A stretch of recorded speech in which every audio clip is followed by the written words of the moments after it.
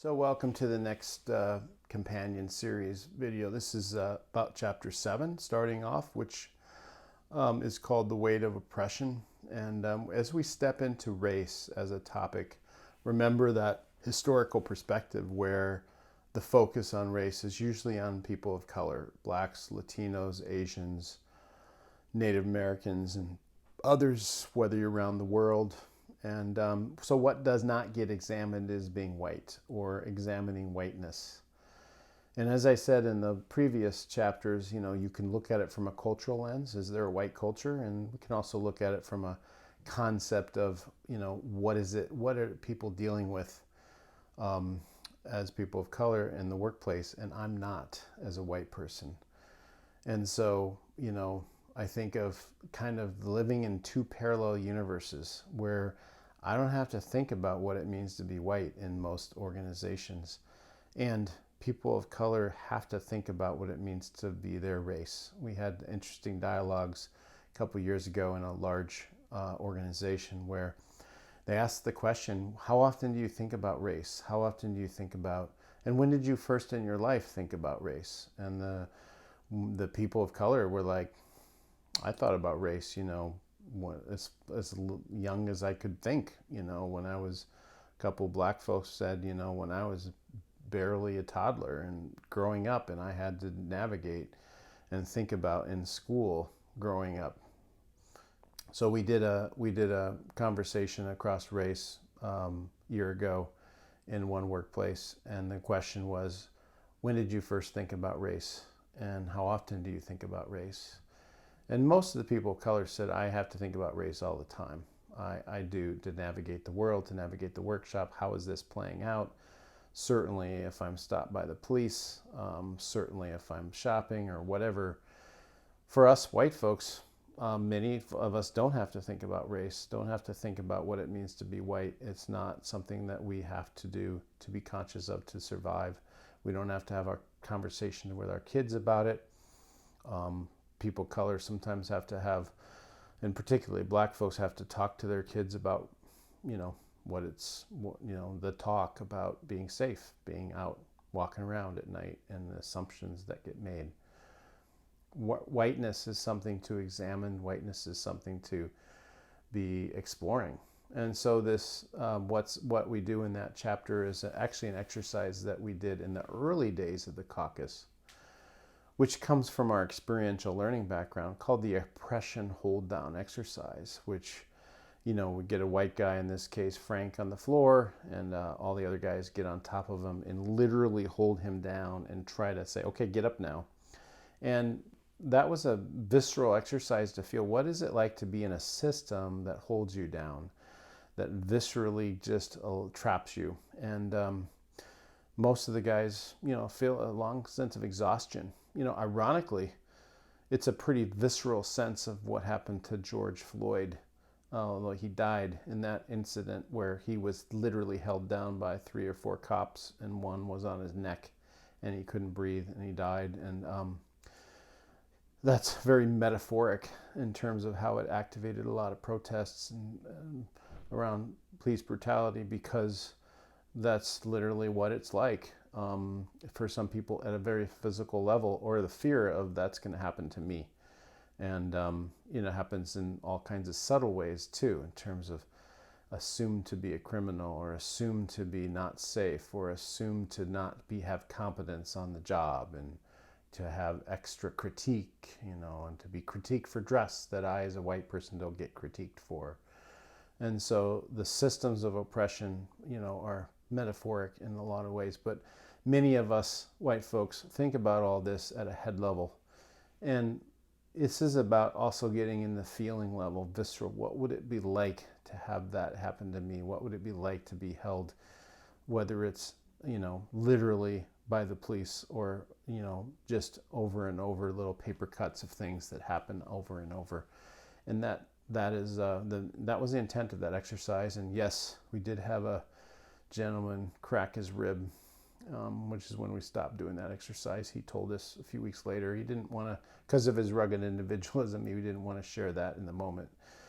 But we said, yeah, we'll pause on that. But it's a powerful message. So chapter 8 is about white privilege, and Peggy McIntosh started that whole concept of white privilege when she observed at Wellesley College that, the men had privileges that she didn't.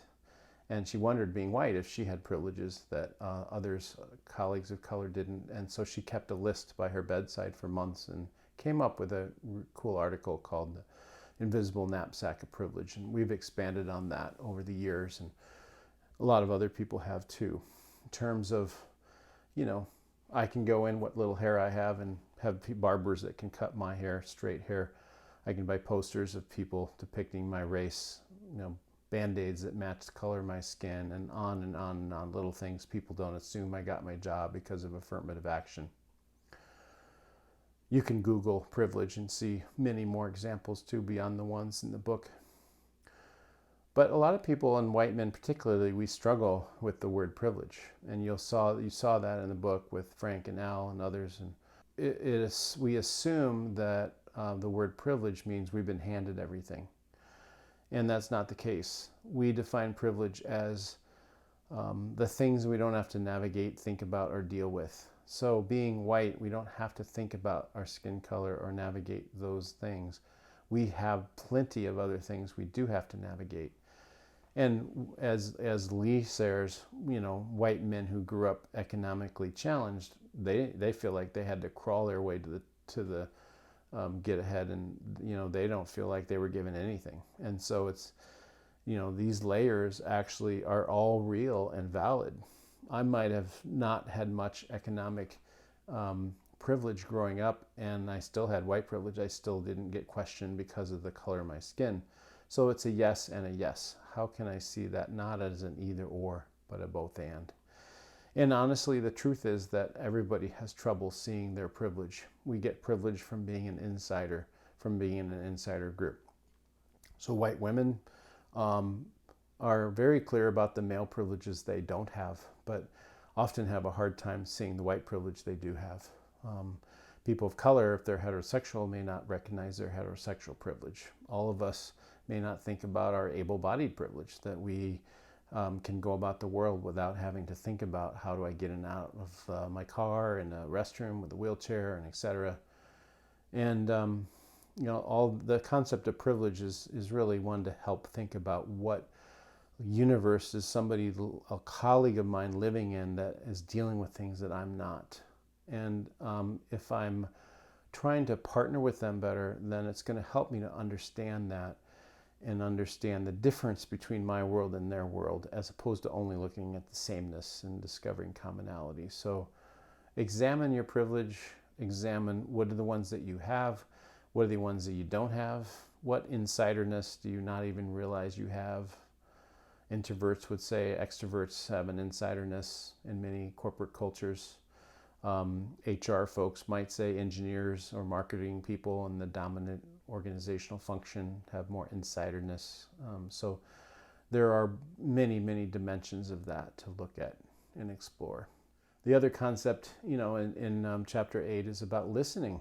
And so listening and using inquiry versus advocacy. And so again, if you go back to white male culture, this is really emphasizes, action, fixing, moving fast, being really kind of, having the data and knowing what you want to do and say and being confident.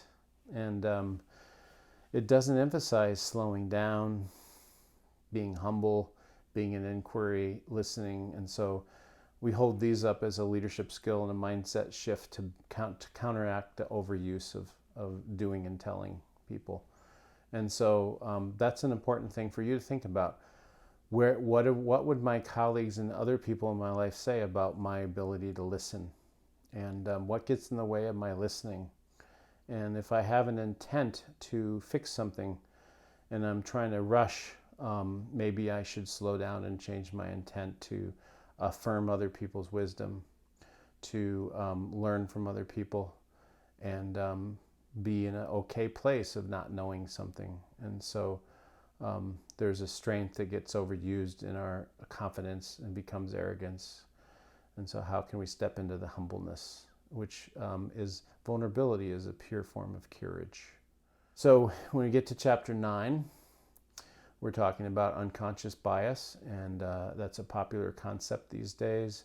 There's a lot of research that's come out in the last 10, 12 years that shows that our fast brain has many elements of unconscious bias, that whether we intend it or not, there's studies all over the place that, show that 80% of whites have an unconscious bias against blacks towards whites, and 50% of blacks have an unconscious bias towards their own race. And it works on the same gender side.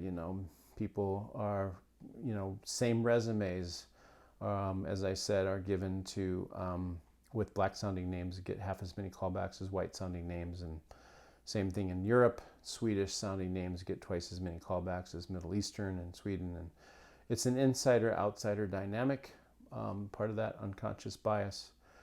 And it's a way to understand when am I surprised?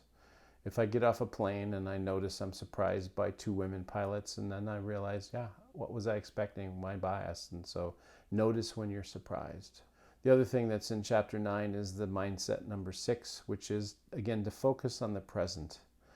A lot of our focus on the present comes in a doing mode. So we're not really being with somebody in the moment. We're actually doing something together. White guys, let's go fish or golf together. And partnership is really created in a beingness way too. How can I slow down and be present to someone and notice what it's like to be with them, and maybe put that into words and share how I'm impacted by them? That is a way to be in the present and a way to connect at head and heart. And that's not emphasized by our culture. And many people who live with us as white guys are kind of starving for that. They want us to show up in a being sense, just in the present moment more, and not be focused in the background in our mind on our work or fixing something else, but just to be present. Chapter 10. So this is an interesting chapter. When I was writing chapter 9, my colleague Bill Prodman was actually literally working in doing a caucus in Portland for the mayor and the police chief and all the police commanders. And so I said, well, that might be an extra interesting dynamic to write about in the next chapter, because there was all kinds of pushback in the Portland papers about the mayor spending money to go to an all-white male training, diversity training at a golf resort, which was at Welch's. It was an inexpensive place in the summer to have a session. And they literally had, comments in the paper and the web section that I took. All the comments in the book chapter, I literally just lifted them right out of the paper. And the interaction where the reporter broke into the caucus, that was actually real. I just took from the interview that was on the paper and transcript from that, and that's what happened. The mayor and the police chief went out and had a conversation with the mayor and the police chief and the reporter.